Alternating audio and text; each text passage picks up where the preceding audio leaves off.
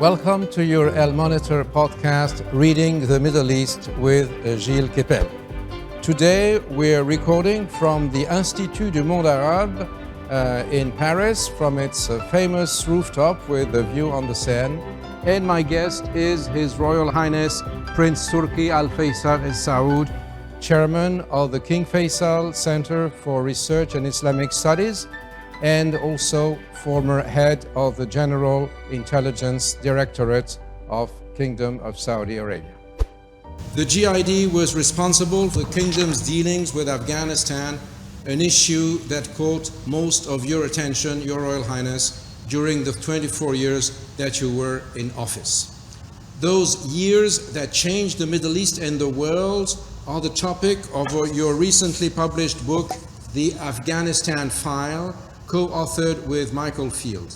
It is a fascinating first-hand memoir of a watershed period. Sahib al-Sumu al-Maliki, al-Amir Turki Al Faisal, ahlan wa sahlan, welcome, bienvenue to Reading the Middle East. Thank you very much. Your book was published at a timely moment, right after the 20th anniversary of 9/11, and while the US was pulling out for good from Afghanistan after 2 decades, and delivering it back to the Taliban, a decision that, whichever its purpose, brought havoc anew to that country in a return to square one of its endless ordeal.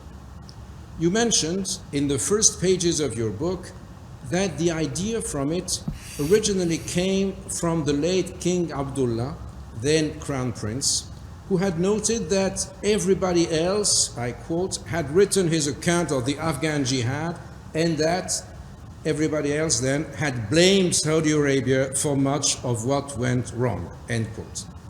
As the late king had been crown prince for a quarter century, from 1982 to 2005, could you remind us when he told you to write your Afghan memoirs, and actually how long it took for you to complete this book?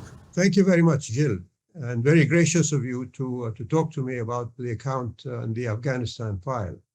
The late King Abdullah broached the subject with me when I was appointed as ambassador to the United Kingdom, and the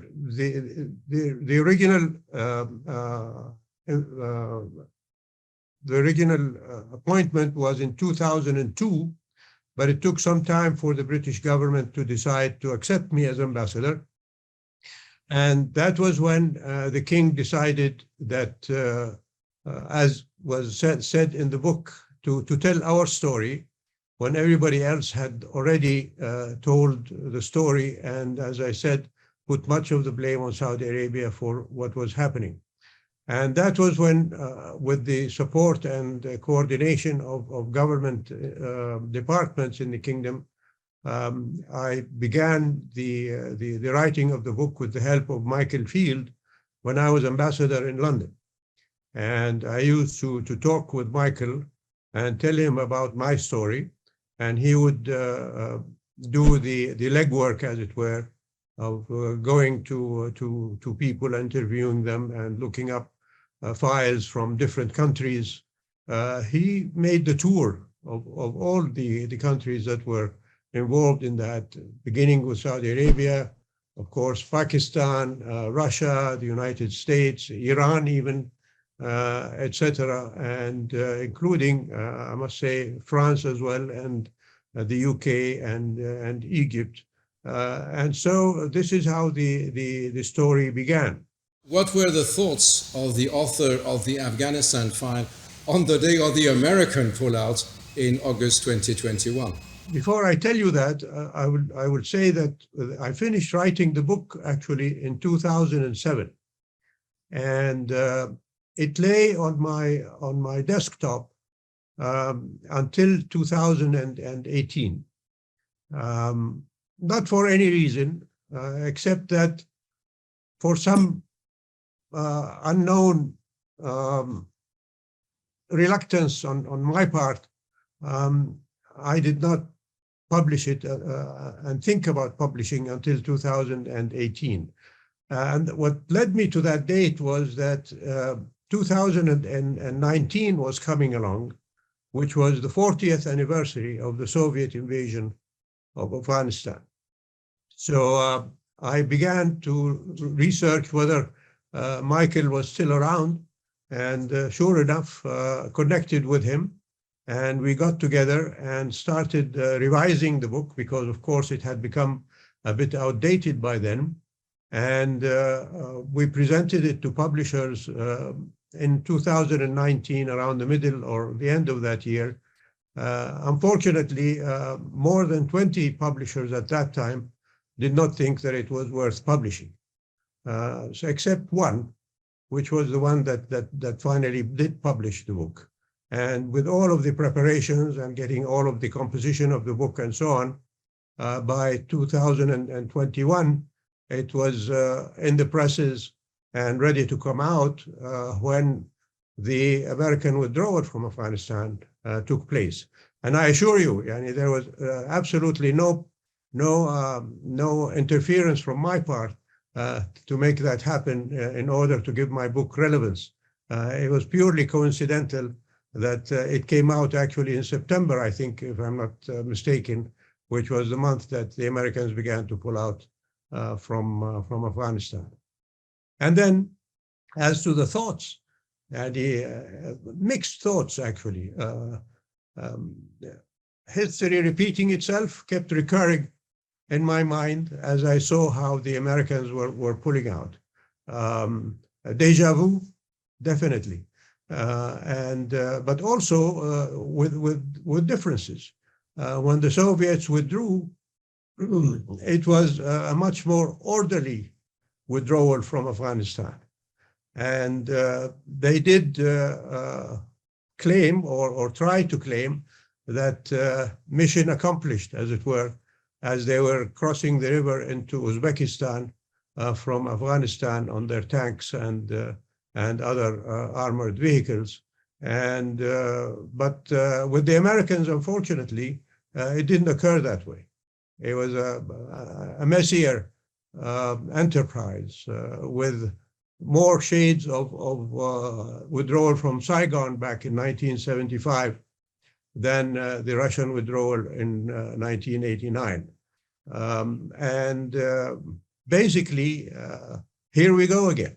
That kept recurring in my mind. And I remember in 1989, when the Soviets withdrew, the world turned its back on Afghanistan, basically, for a period at least until 2001.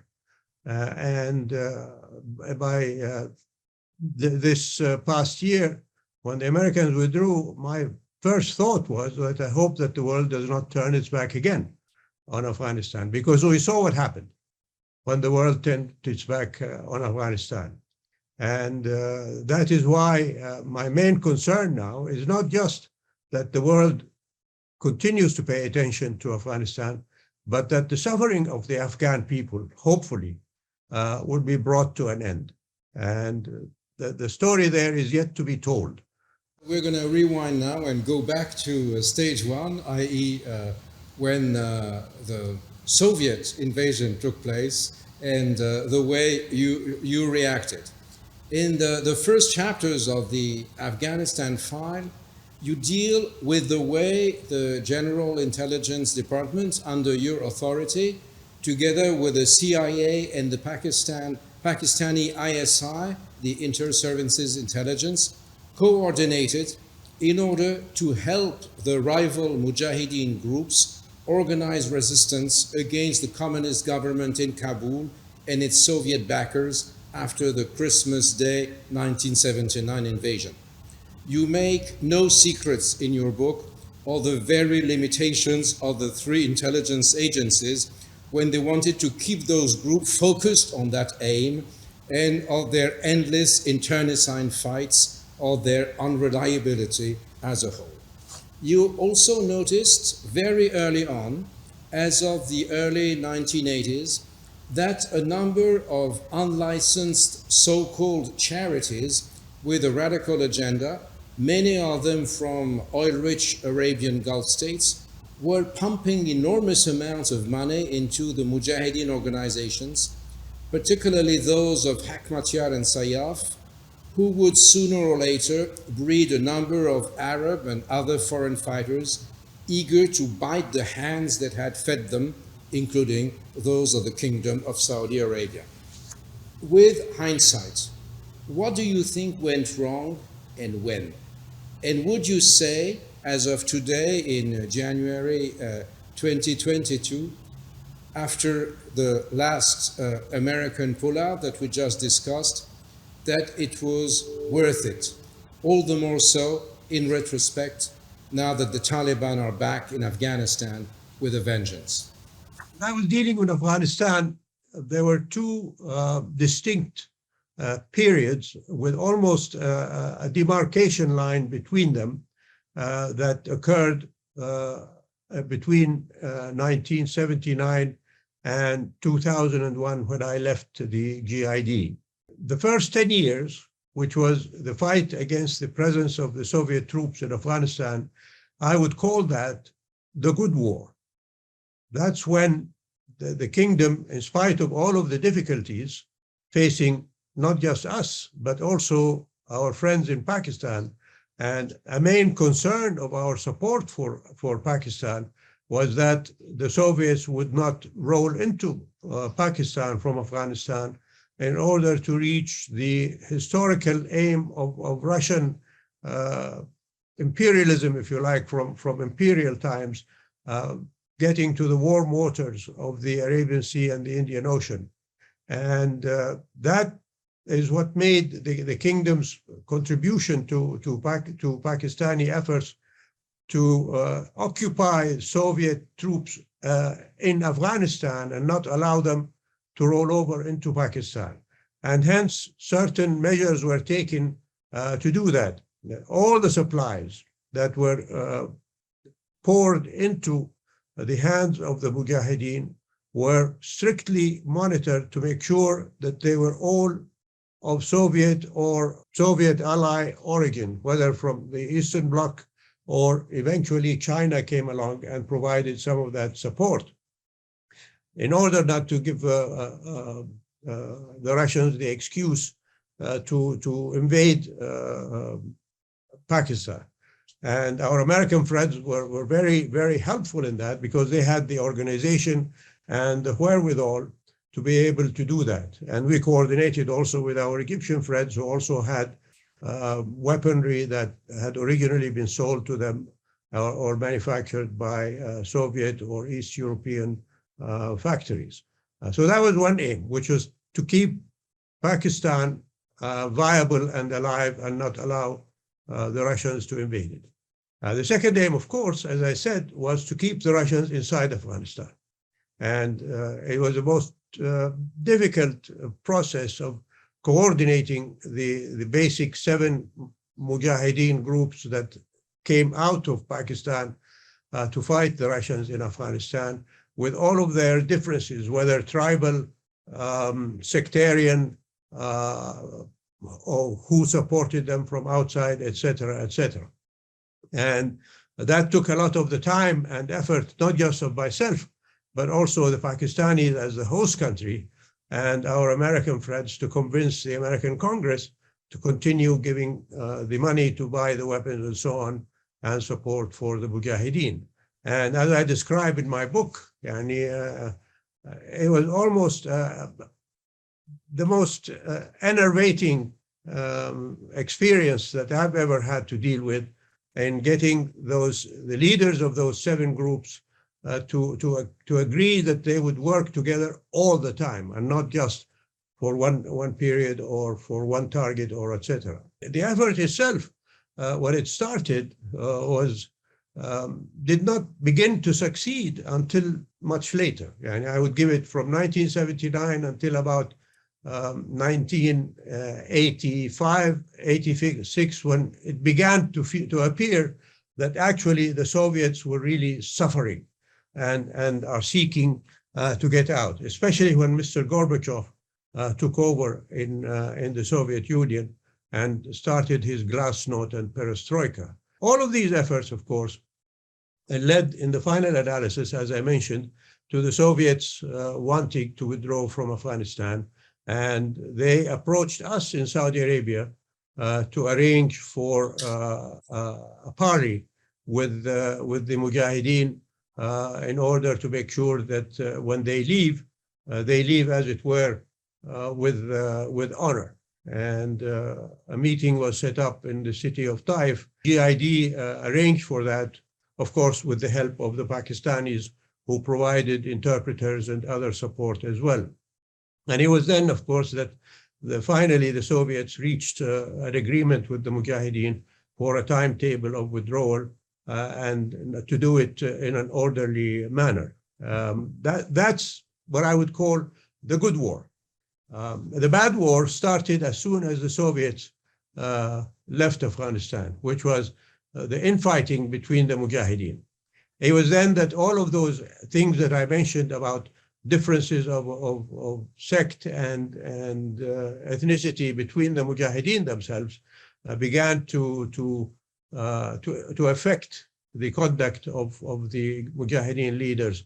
And that's when even in our part of the world, there appeared the schism between those who had agendas in Afghanistan to promote one or the other.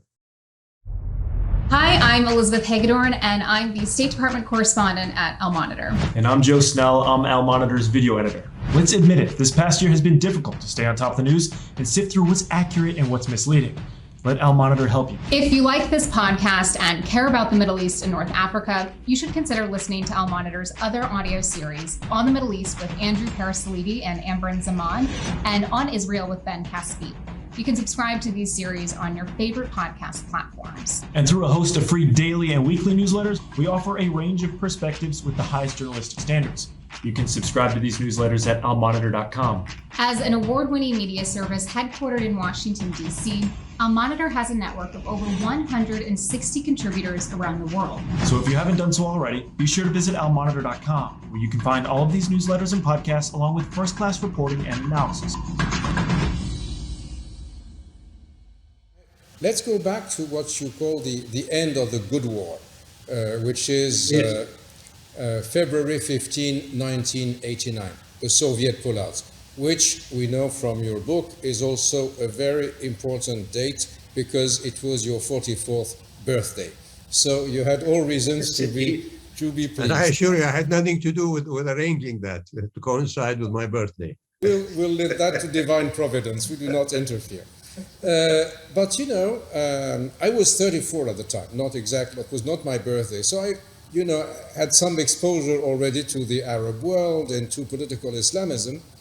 And most people in the world did not pay attention, including myself, to what happened on the 15th of February. Why? Because of what happened the day before. When I ask my students, they don't know. They say, sir, it was Valentine's Day. Right, it was Valentine's Day, but it was first and foremost Khomeini's fatwa against Salman Rushdie. And at the world level, it beclouded, it hid, if we may say so, the Sunni Mujahideen's victory in what you call the good war, i.e. expelling an atheist invader for the Afghan abode of Islam, or the Dar al-Islam.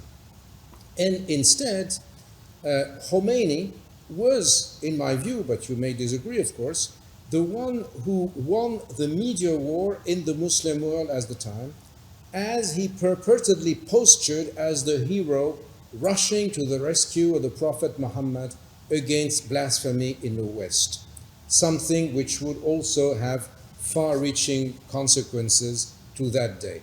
But I noticed that in your book, you did not mention at all this incident, the coincidence of the Rushdie fatwa and the Soviet pullout.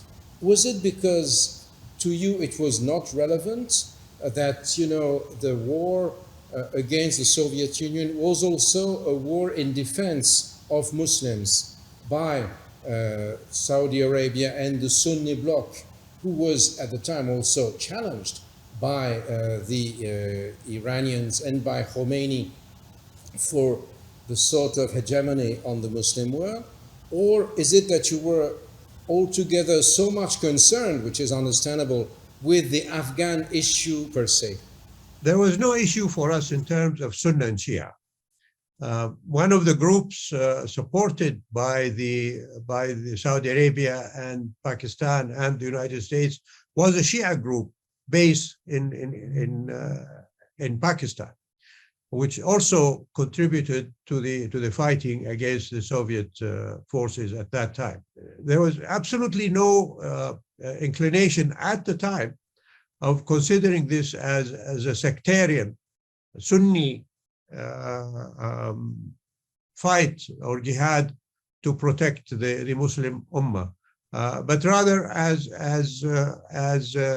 a justified opposition to an imperial design by the Soviets to take over a country and try to change it, which they tried to do very, very thoroughly, into a communist and an apostate state. From Muslim to communist was something that was repugnant to not just to us in Saudi Arabia, but to the Muslim Ummah, hence the contributions from worldwide to support the Mujahideen. The fact that Khomeini began to pretend to be the defender of Muslims, that was his agenda. And using the fatwa against Salman Rushdie, obviously he succeeded in appearing to be the one who is concerned with the defense of Muslim rights and so on. And if you look at how Iran has dealt with Muslim issues since then, that's been their aim, is to score propaganda points.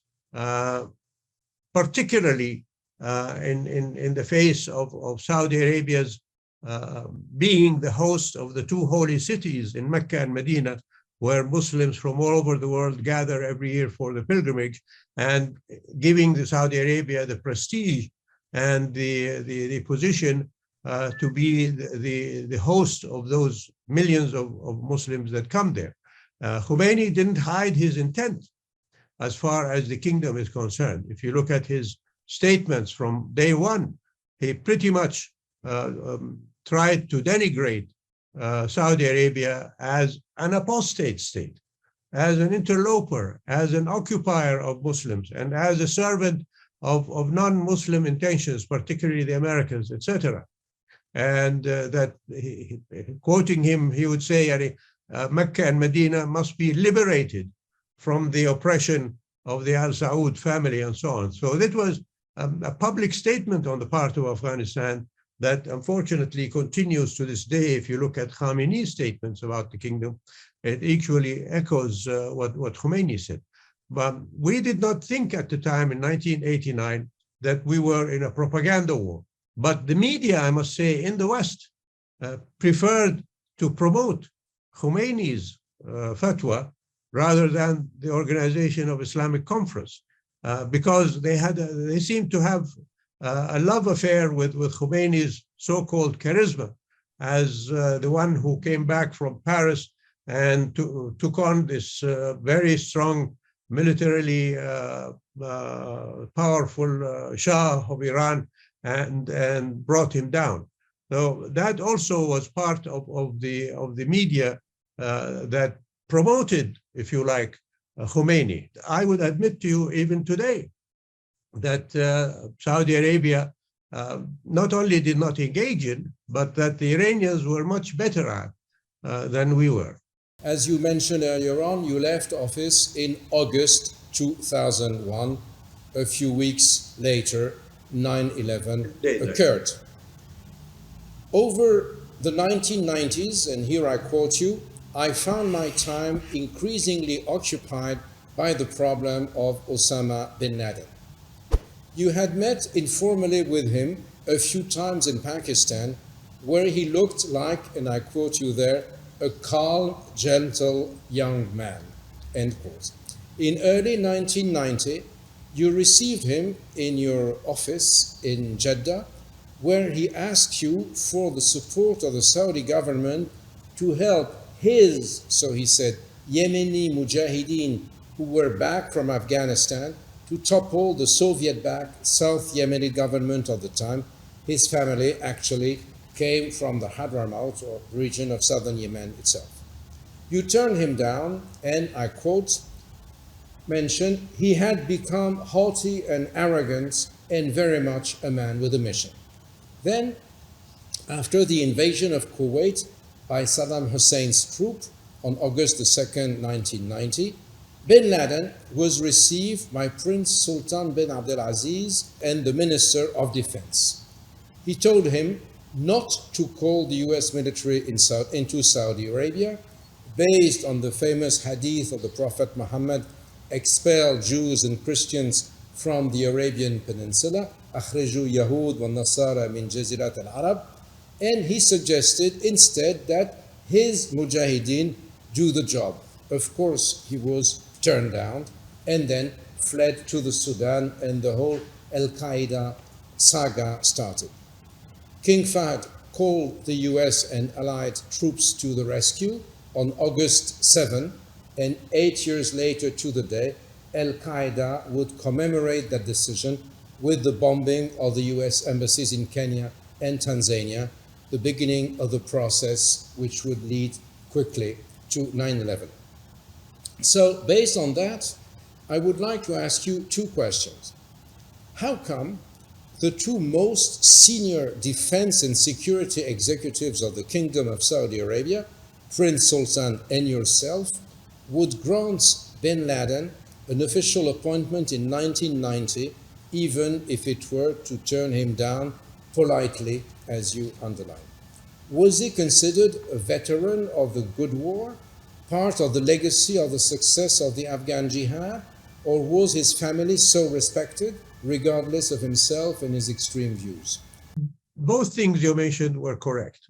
During the good war, bin Laden used to collect humanitarian support for the Afghan refugees in Quetta and Peshawar, and he formed an organization in Peshawar that would receive Arab volunteers who came to do humanitarian work, and even some of them who had other agendas.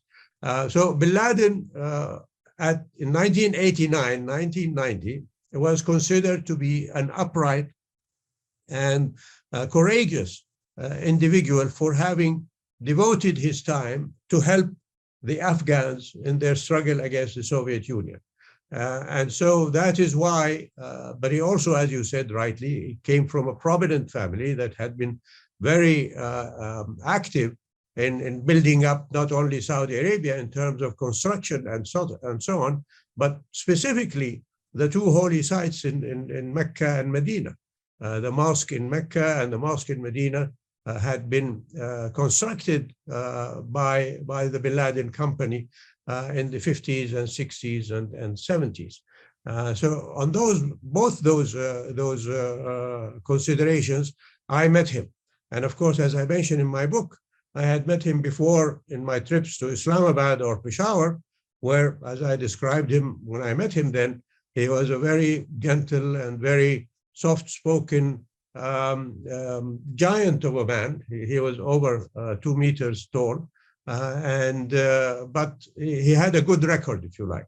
That is why both Prince Sultan and I met with bin Laden to hear from him and to see if he had any sense to make.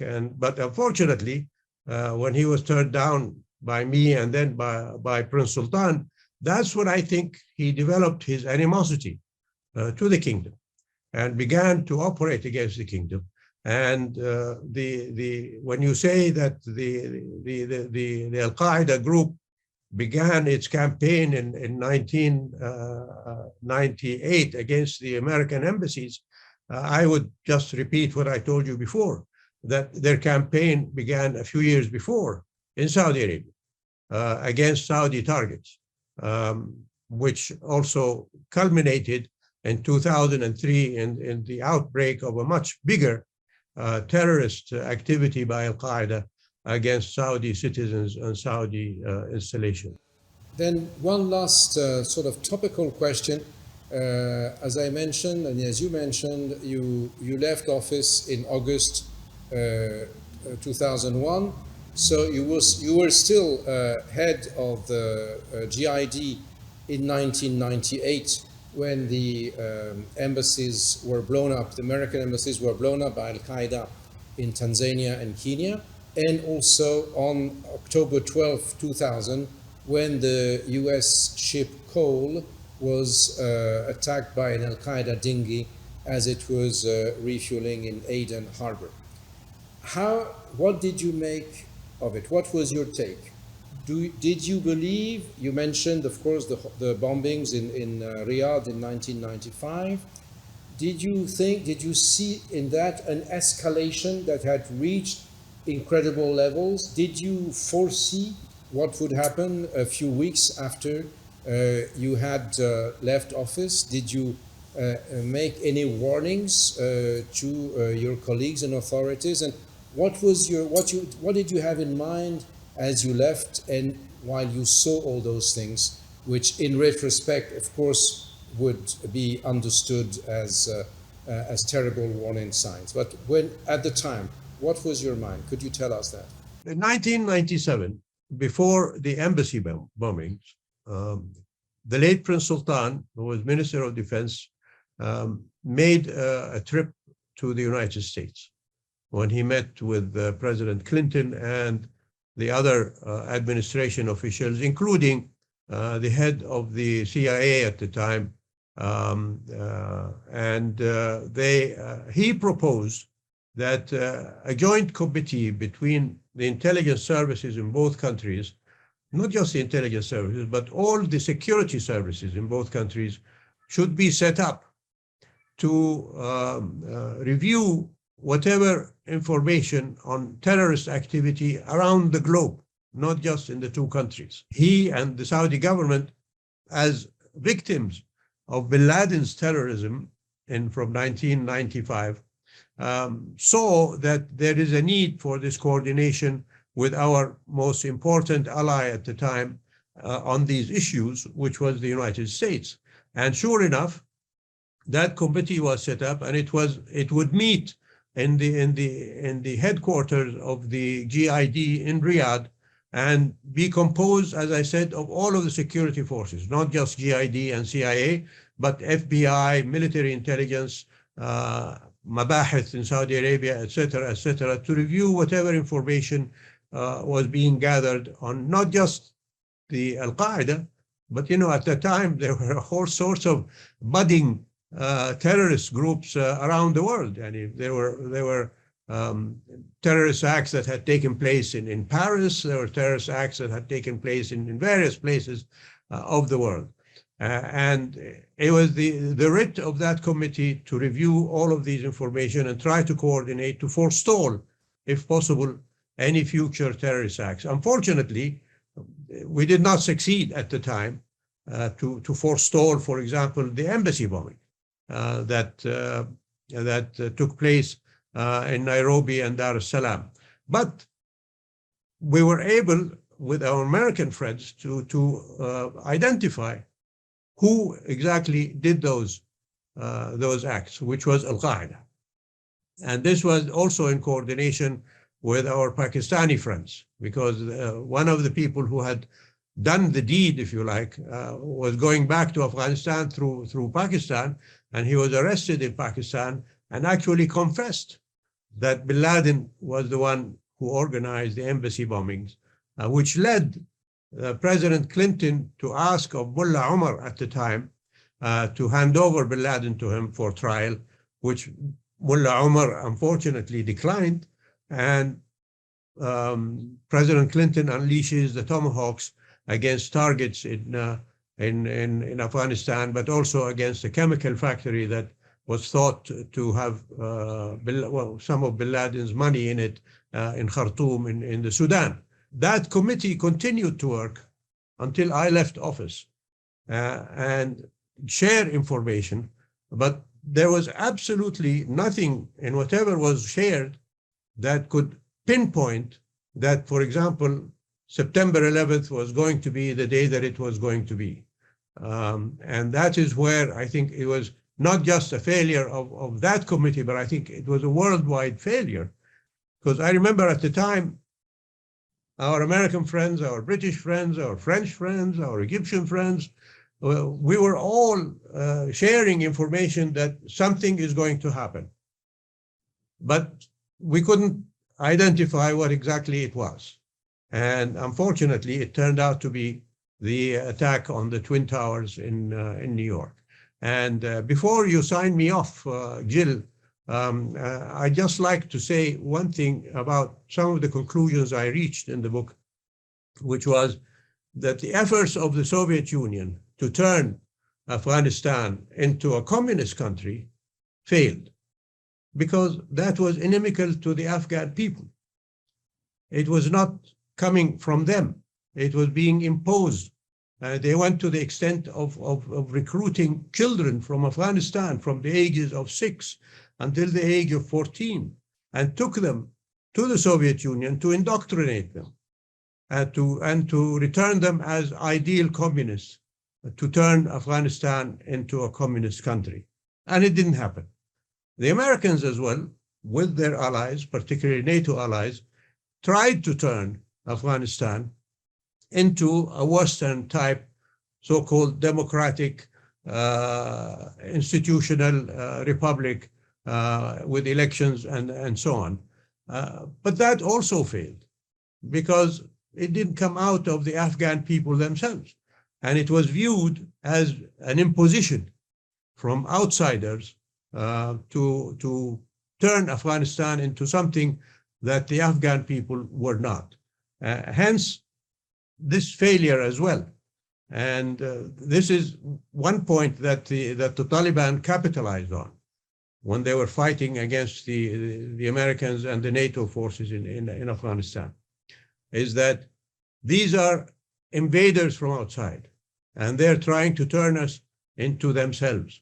And that is why when finally the Taliban took over in Afghanistan a few months back, they were not just the Taliban that I knew when it was in the 1990s and so on, a small part of the composition of Afghan society, but they'd actually managed to recruit into them their efforts the other ethnicities and sects in Afghanistan, whether Shia, Sunni, Deobandi, whatever you want to call it, Sufi, etc., but also Uzbek, Tajik, Pashtun, even Hazara, composed mostly of Shia composition.